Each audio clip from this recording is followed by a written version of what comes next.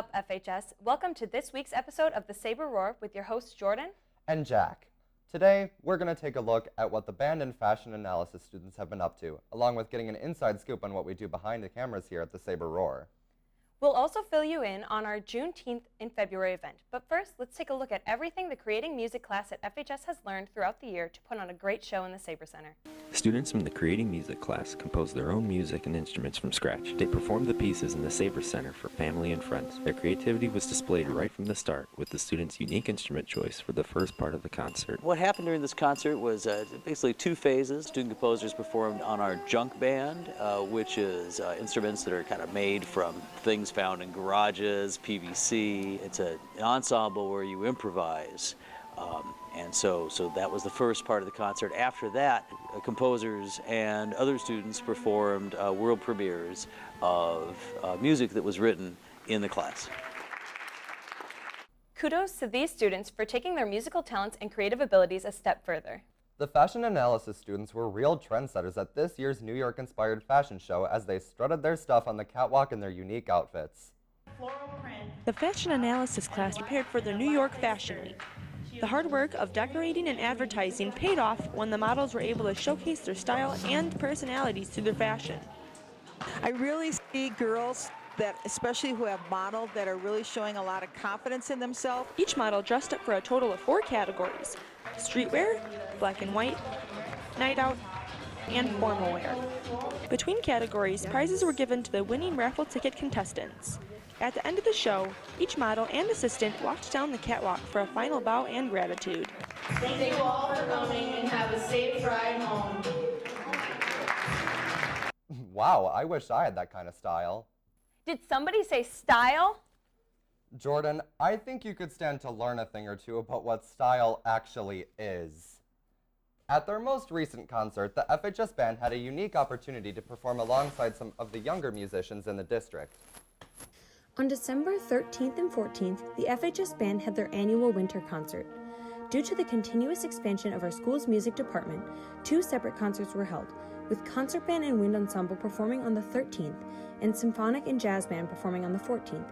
This also allowed for a unique opportunity for the 7th and 8th grade bands. This year we premiered a new format for winter concerts in an effort to bridge the musical experiences from students at Forest Park Middle School with the high school. On the 8th grade night, our particular goal was what will those 8th graders experience the very next year as part of concert band, but then also what is considered to be the pinnacle of the band experience here at the high school with the Wind Ensemble. As the FHS music department continues to grow, hopefully more opportunities for collaboration between high school and middle school musicians will arise.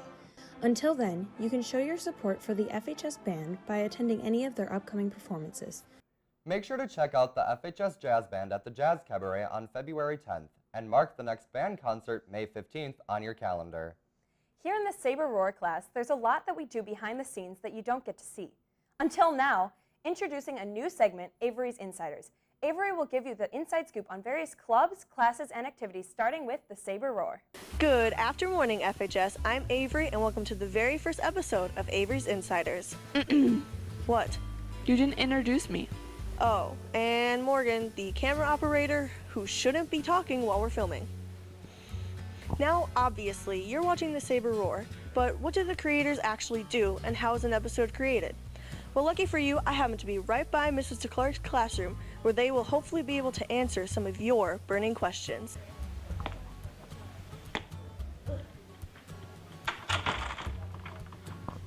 Hello.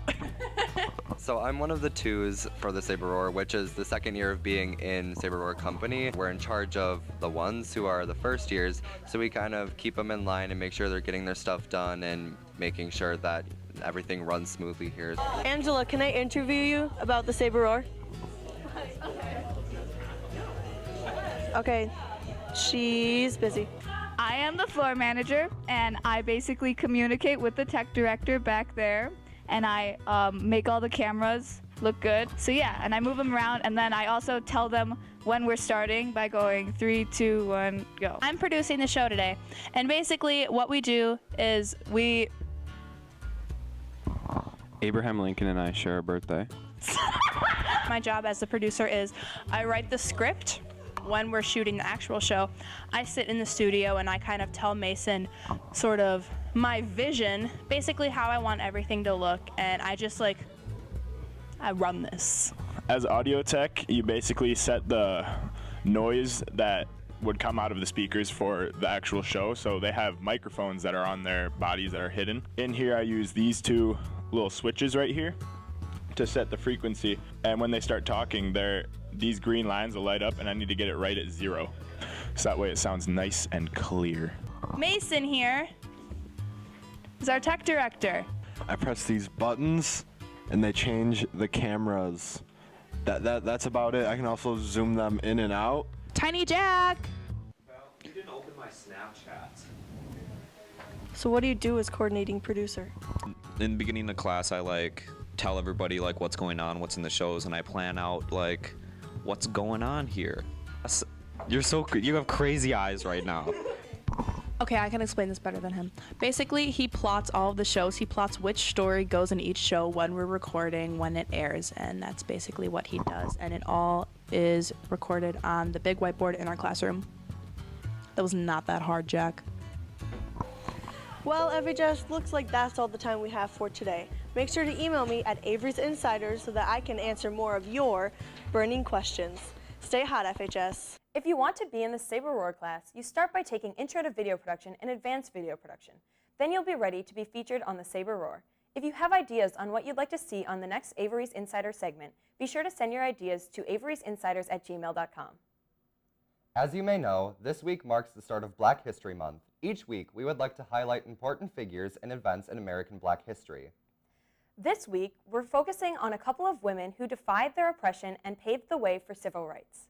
Bessie Coleman was born in Texas in 1892. She was the first black woman to earn a pilot's license. After being denied entrance to American flight schools, she moved to France in 1919 to start her aviation career. After completing flight school, she was the first black woman to stage a public flight in America. She became a successful airshow pilot, and she had hopes of opening up a flight school for African Americans. But sadly, she died in a plane crash before that could happen. Most of Coleman's deserved recognition came after her death with the opening of the Bessie Coleman Aero Club in 1929 and the Women's Bessie Coleman Pilot Club in 1977. Most people know who Rosa Parks is, but do you know Claudette Colvin? On March 2nd, 1955, she refused to give up her seat on a bus months prior to Rosa Parks. The white passioners saying, she gotta move, that's the law, she gotta move. And I felt like this is my time to take a stand for justice.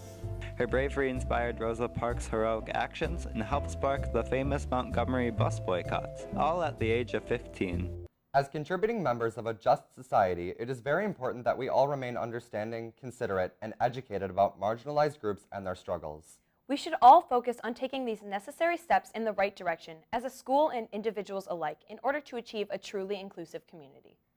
There are 2 upcoming events that you can participate in to show your support. The first is an event called Stand Up.